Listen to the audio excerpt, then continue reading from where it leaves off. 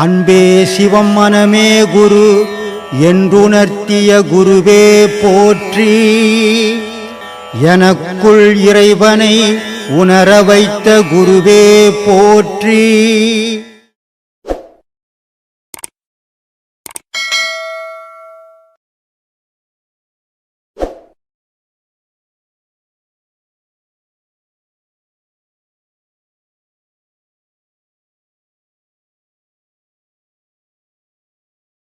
ஐயா ஆத்மா வணக்கங்க ஐயா.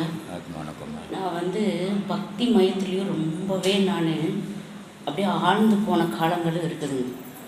அப்படி போய் ஒவ்வொரு கடவுளையும் நான் நம்புவேன்.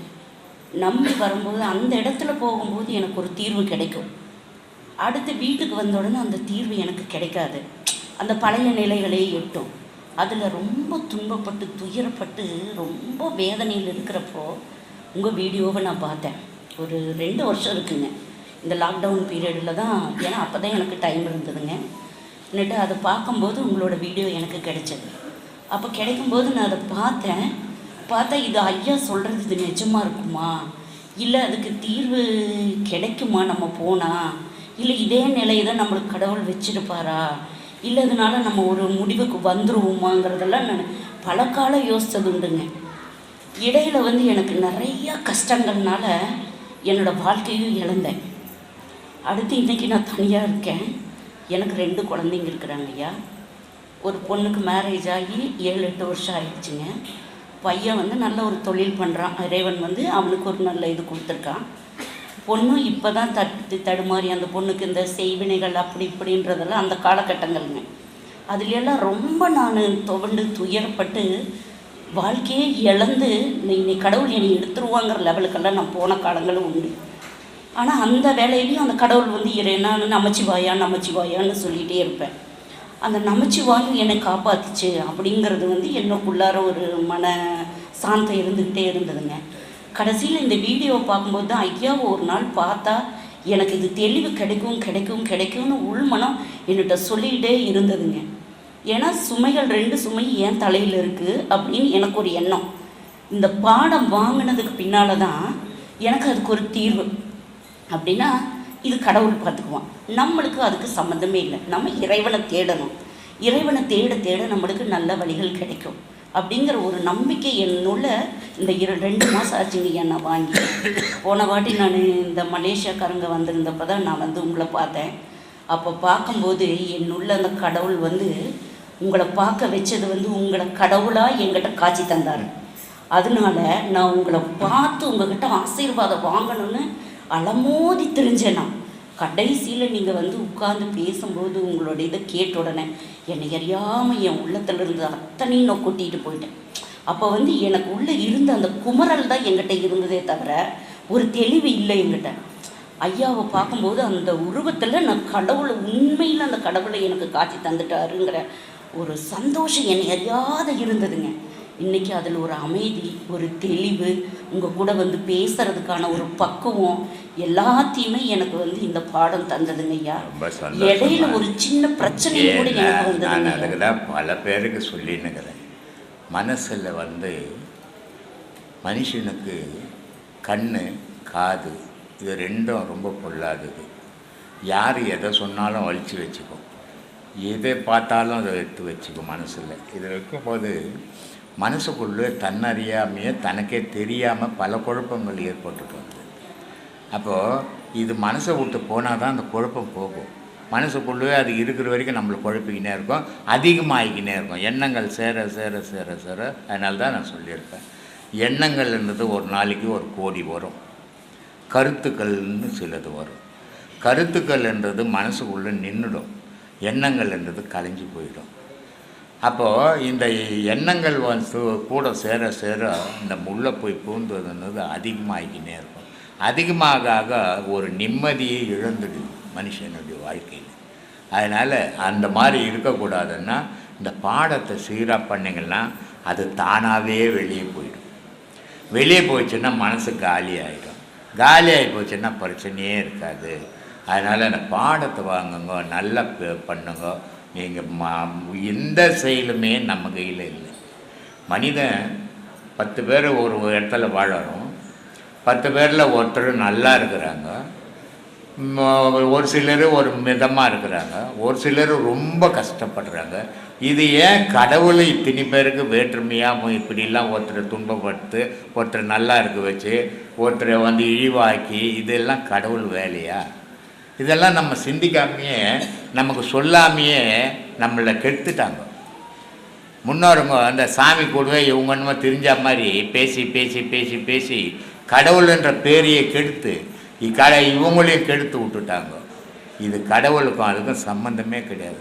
கடவுளுக்கு என்ன, நம்ம கஷ்டப்படுறோன்னா கடவுளுக்கு நம்ம பகையா?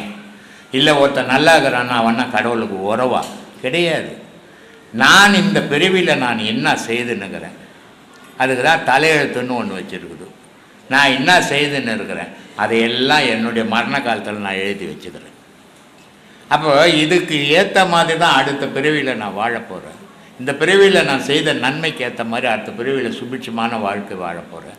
இந்த பிறவியில் நான் செய்த தூய்மை, நான் செய்த அட்டுழியம், நான் செய்த அக்குறும்புக்கு ஏற்ற மாதிரி அடுத்த பிறவியில் கஷ்டப்பட போகிறேன். ஆனால் இந்த பிறவியில் நான் செய்தது அடுத்த பிறவியில் ஞாபகம் இல்லை. எனக்கு இல்லாதால நான் என்ன சொல்கிறேன், நான் மட்டும் ஏன் இவ்வளோ கஷ்டப்படுறேன், நான் மட்டும் ஏன் இவ்வளோ கஷ்டப்படுறேன் அப்படின்னு கேள்வி கேட்டுன்னு தெரியுமே தவிர, இந்த கஷ்டத்துக்காக காரணம் நான் தான் செய்திருப்பேன் அப்படின்னு உணர்றது கிடையாது. உணராதால் வர விளைவுகள் தான் இந்த கேள்விகள் வர்றது. அப்போது எதுவுமே நம்ம கையில் இல்லை, எல்லாமே இறைவனை சார்ந்தது அப்படின்னு விட்டுட்டீங்கன்னா உனக்கு துன்பம் கிடையாது. இதை நான் செய்துனேன், இதை நான் செய்துனேன், இதை நான் செய்து சரியாக வரலையா, அதை நான் செய்த சரியா, எனக்கு மட்டும் ஏன் எனக்கு, இப்படியே உன்னையே சார்ந்து இருக்கும்போது தான் மன உறுத்தல் வந்துடும். அதனால் உங்களை சார்ந்து இருக்காதுங்க. எல்லாமே நன்மையாக இருந்தாலும் தீமையாக இருந்தாலும் இறைவா உன்னால் தான் நான் வாழ்ந்துருக்கிறேன், உன்னால் தான் நான் செய்கிறேன், உன்னால் தான் நான் வாழறேன், நீயே எல்லாத்துக்கும் அடிப்படைன்னு விட்டுட்டிங்கன்னா உங்களுக்கு அந்த மனசுக்கு லேசாயிடும், மனபாரம் இருக்காது. இறை ரகசியத்தை யார்ப்பா அறிவா? இறைவனோட சூட்சுமத்தை யாராவது அறிய முடியுமா? பொண்டாட்டியோட சூட்சுமத்தை அறிய முடியல. ஒரு நேரம் நல்லா பேசுகிறாங்க, ஒரு நேரம் எரிஞ்சு ஓடுறாங்க. பொண்ணு பெண்களை கேட்டால் அவங்க சொன்னாங்க, உன் வீட்டுக்காரனே ஒரு நேரம் மாதிரி ஒரு நேரம் சாதுவாக இருக்கிறான், ஒரு நேரம் நாய் மாதிரி கத்துறான். அப்போது ஒரு இதுவே இல்லை, அறியவே முடியல. நாம் எவ்வளோ காலம் அவங்க கூட வாழறோம், எவ்வளோ பேர் 30 40 வருஷம் 50 வருஷம் ஒருத்தரே கூட வாழறோம். ஆனால் கேட்டால் எப்பா எப்படிப்பா வாழ்ந்தேன்னு, அட போயா ஏதோ வாழ்ந்தேன் அப்படின்னு சொன்னவங்க தான் உண்டே தவிர, ஒருத்தர் நான் புரிஞ்சு தான் வாழ்ந்தோம், வாழ்கிற கால வரைக்கும் அந்யோன்யமாக வாழ்ந்தேன்னு எவ்வளோ பேரால் சொல்ல முடியும்? சொல்ல முடியாது. அப்போது இவ்வளோ காலம் சேர்ந்து வாழ்ந்த நம்மளையே அது நம்மளால் புரிஞ்சுக்க முடியும்னா, நம்மளை விட்டு தூரமாக போய் நிற்கிறான், உன் கூட நான் வரவே மாட்டேன்னு ஒருத்தர் நிற்கிறான். அவனுடைய ரகசியத்தை நாம் எப்போ உணர முடியும், அறிய முடியுமா? அந்த சக்தி நமக்கு கிடைக்குமா அப்படின்னு ரொம்ப கஷ்டன்றார். முந்த சன்மமாம் புண்ணியம் மிகுந்திடின் முக்கியம் உண்டாகும், பிந்த சன்மமாம் பாவமே மிகுந்திடின் பெரியரோ துயராகும். அந்த ரெண்டையும் மறுத்திலொளி அரண் கயற்றுணையாகும். பந்தமானதோர் புராணமும் வேதமும் படைத்ததை அறிவாயே. அப்பா இங்கே வேதம் புராணம் எல்லாம் படைச்சான். அந்த வேதம் புராணம் எல்லாம் எதை சொல்லுது அப்படின்னா, இங்கே மனுஷனாக வாழக்கூடிய எல்லாரும் பாவ புண்ணியத்தை செய்கிறாங்க. அந்த பாவ புண்ணியத்துக்கு ஏற்ற மாதிரி பிறவிகள் வரும். பிறவிகள் எப்படி வரும்? பாவ புண்ணியத்துக்கு தகுந்த மாதிரி. புண்ணியமே நல்லா செஞ்சிருந்தேன்னா நமக்கு ஒரு நல்ல வரும். உக்காஞ்சி சாப்பிட்லாம், ராஜா மாதிரி சாப்பிட்லாம், எங்கேயும் போய் கஷ்டப்பட வேண்டியதில்லை, வேலைக்கு கூட போக வேண்டியதில்லை. அப்பா தாத்தா பாட்டெல்லாம் சேர்த்து வச்சுட்டு போயிட்டு இருப்பாங்க. யாருக்கு? புண்ணியம் செய்தவருக்கு சொத்து வரும். சொத்து எப்படி வரும்? சும்மா வராது. புண்ணியம் செஞ்சவனுக்கு இங்கே புண்ணியம் செஞ்சால் யாரோ ஒருத்தன் நமக்காக சேர்த்து வச்சுட்டு அவன் போயிடுவான், அவன் அனுபவிக்க மாட்டான். இன்றைக்கி நிறைய பேர் ஒரு நிலைமை அப்படி தான். ஊரை விட்டு ஊர் போய் வேலை செய்வாங்க, சரியாக வேலைக்கு கூட சாப்பிட மாட்டாங்க. ஒரு நாளைக்கு 1000 ரூபாய் 1200 ரூபாய் 1500 கூட சம்பாதிப்பாங்க. ஆனால் அவங்களாம் என்ன பண்ணுவாங்கன்னா, தான் பட்னி இருந்தாவது அடுத்த தலைமுறைக்கு ஓணுமேனு இவங்க பட்னி இருந்து பின்காலத்தில் உபயோகப்படணுமேனு கஷ்டப்பட்டு சேர்த்து வைப்பாங்க. சேர்த்து வச்சு எப்போ இதுக்காக சேர்த்து வைப்பாங்க? வயசானால் போய் ஓரமாக உட்காருவோம், அந்த டைமில் யூஸ் ஆகுமேனு சேர்த்து வச்சுனே இருப்பாங்க. ஆனால் வயசான பிறகு அதுலேருந்து ஒரு 10 ரூபாயத்தை கூட நம்ம சாப்பிட முடியாது. ஏன்னா வந்தவங்களாம் என்ன பண்ணுவான்? சேர்த்து வச்சிட்டியா?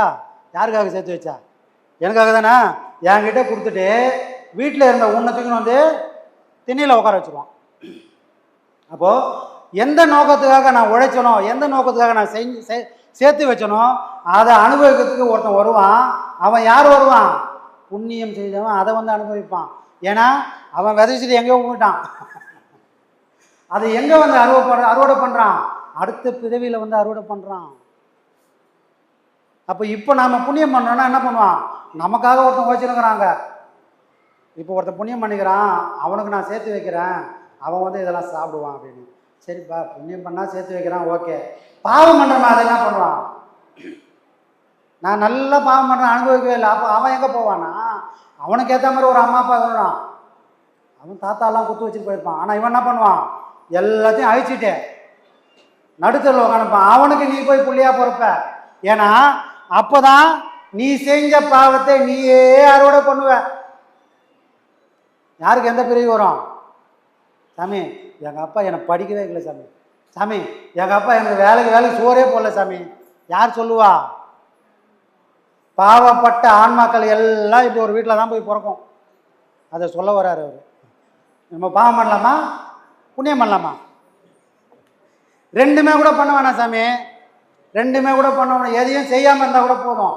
இன்றைக்கி உலகத்தில் புண்ணியம் பண்ணுறோமோ இல்லையோ பாவம் பண்ணாமல் இருக்கணும். நாமெல்லாம் அறியாமல் இருக்கிறோம் சாமி. ஒரு அறியாத மனுஷன், நல்லது கெட்டது தெரியாத மனுஷன், அவன் பாவம் பண்ணான்னா தப்பே இல்லைன்னு உலகம் சொல்லுது. இறைவனே சொல்கிறான். ஏன்னா அவன் நல்லது கெட்டது சொல்லலை, எடுத்து சொல்ல ஆளும் இல்லை. அதனால தான் போன போக்கில் போயிருக்கிறான். தப்பு இல்லைப்பா. யார் பண்ணால் தப்பு? இந்த மாதிரி கும்பலில் உட்காந்து நான் பேசினுக்கிறேன், நல்லது கெட்டெல்லாம் எடுத்து சொல்லினுக்கிறேன். நான் பண்ணால் எனக்கு 7 நரகம் உண்மை. அந்த மாதிரி ஐயா இங்கே 1000 விஷயம் அவர் சொல்லாத டாப்பிக்கே கிடையாது. அவர் சொன்ன பிறகு தான் நமக்கே தெரியும், ஓ இந்த விஷயத்தில் இவ்வளோ ஒரு பொருள் இருக்கா அப்படின்னு. யார் சொன்னதுக்கப்புறம் தான் தெரியும்? நம்ம குருநாதர் சொன்னதுக்கப்புறம் தான் தெரியுமே. ஒரு விஷயத்தை இப்படிலாம் கூட சிந்திக்கலாமா அப்படின்னு அவரோட சிந்தனைக்கு எட்டன பிறகு நமக்கே புரியும். இவ்வளோ சொன்னார், யாருமே சொல்ல முடியாத விஷயத்தெல்லாம் சொன்னார். நின்னாங்களா? எவ்வளோ பேர் நின்னாங்க? நிற்க முடியலையே. ஏன் நிற்க முடியல அப்படின்னு சொன்னால் அதுதான் அவனோட கர்மா. நாங்கள் காலத்துக்கு எதை நோக்கி எதிர்த்து சண்டை போட்டுக்கிறோம்னா, நமக்கு இறைவன் எழுதி வச்ச இந்த விதியை எப்படியாவது ஜெயிச்சு காட்டணுன்றதுக்காக தான் போராடிக்கிறோம் இந்த போராட்டம். அப்போது எப்பவுமே நாம் யாரோட கையில் சிக்கி நிற்கிறோம்? விதின்ற ஒரு மாபெரும் சக்தியோட கையில் விளையாட்டு பொம்மை மாதிரி சிக்கி தவிக்கிறோம். அந்த அந்த விதி என்ன பண்ணோம்? நம்மளை விளையாட விடுது. ஓ கற்றுக்கா, எங்கே போயிட போகிற என்ன மீறி.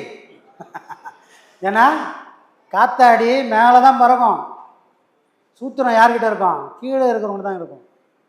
அந்த மாதிரி காத்தாடி மேலே பறக்குது. அப்போ அந்த காத்தாடி இல்லைங்கப்பா, நான் எவ்வளோ அந்த இடத்துல அழகாக பறக்கிறேன். கீழே ஒருத்தன் என்னை ஏற்கனுக்கிறான், அவனால் கூட அங்கே நினச்சா வர முடியாது. நான் பார்த்தியா அப்படின்வான். ஆனால் கீழே நிற்கிறவன் சூத்திரத்தை கட் பண்ணால் மேலே நிற்கிறவன் தன்னால் கீழே இறங்கி வந்துடுவான். திரும்பி ஒரு நாளும் அவனால் மேலேயே போக முடியாது. புரியுதுங்களா? அப்போது யாரால் நமக்கு அறிவு வந்ததோ, யார் சொன்னால் நமக்கு உலகம்ன்றது என்னன்னு புரிஞ்சுதோ அவங்கக்கிட்ட நாம் உண்மையாக இருக்கணும். இந்த பறவை மாதிரி ஒரு நாளைக்கு ஒரு மரம், ஒரு நாளைக்கு ஒரு வீடு, ஒரு நாளைக்கு ஒரு காலுன்னு போனோம்னா நம்ம காப்பாற்ற எந்த காலும் வராது. ஏன்னா நம்மளை காப்பாற்றிக்க இந்த மூச்சு காலம் ஒரு நாள் நம்மளை விட்டு போயிடும். எப்போவுமே கவனமாக. ஏன்னா இந்த உலகம் நல்லது செய்யறதுக்கு விடவே விடாது. ஆசிரமத்துக்கு தான் வரணும்னு இருக்கும், வழியிலே மடக்கலாம். சாமி இங்கே ஒரு இடம் இருக்குது, பார்த்துட்டு போயிடலாம். விதி விதி சாமி, அவன் விதி ரோடுக்கு வந்துச்சு, இவன் விதி அவன் பேச்ச கேட்க வேண்டிய சூழ்நிலை வந்துச்சு. விதி அவ்வளோ வலிமை. நம்மளை கெடுக்கணும்னு ஒரு முடிவு பண்ணால் அது கலராக துணி கட்டின்னு வரணும், வெள்ளை வேட்டி கட்டி கூட தான் வரும். மொத்தத்தில் நாம் உருப்படக்கூடாது. கான்செப்ட் ஒன்று தான், நீ தப்பிச்சு கரை சேர்ந்துடக்கூடாது. இல்லை சாமி அங்கே ஒருத்தர் சொன்னார், அதை நம்பி போயின்னுக்கிறேன். இல்லைப்பா அதே தான் இது அப்படின்வான். ஏமாந்தோம்னா முடிஞ்சு போயிடும்.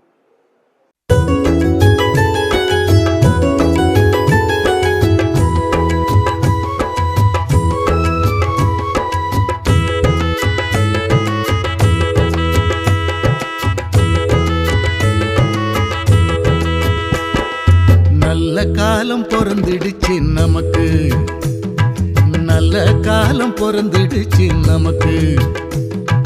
பிரம்மஸ்ரீயாம் நித்யானந்த பெருமானின் ஆசியாலே, பிரம்மஸ்ரீயாம் நித்யானந்த பெருமானின் ஆசியாலே நல்ல காலம் பொறந்திடுச்சு நமக்கு, நல்ல காலம் பொறந்திடுச்சு நமக்கு.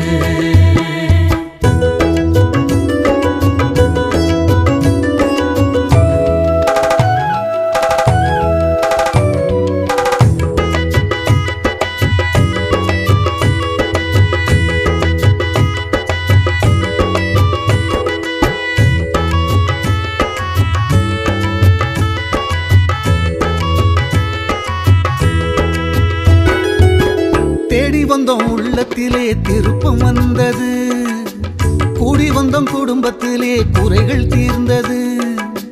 தேடி வந்தோம் உள்ளத்திலே திருப்பம் வந்தது, கூடி வந்தோம் குடும்பத்திலே குறைகள் தீர்ந்தது.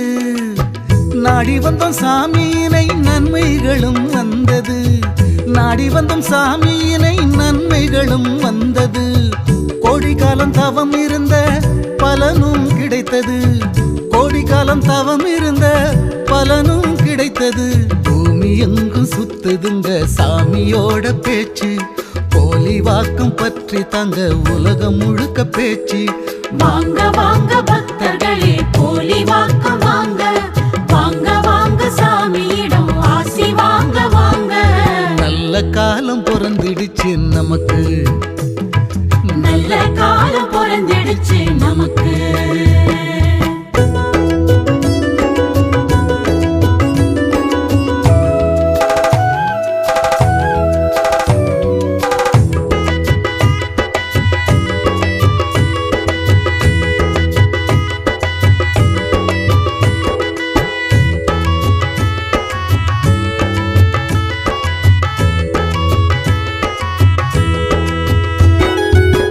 ஜாதி மத பேதமின்றி ஜனங்கள் சேருது,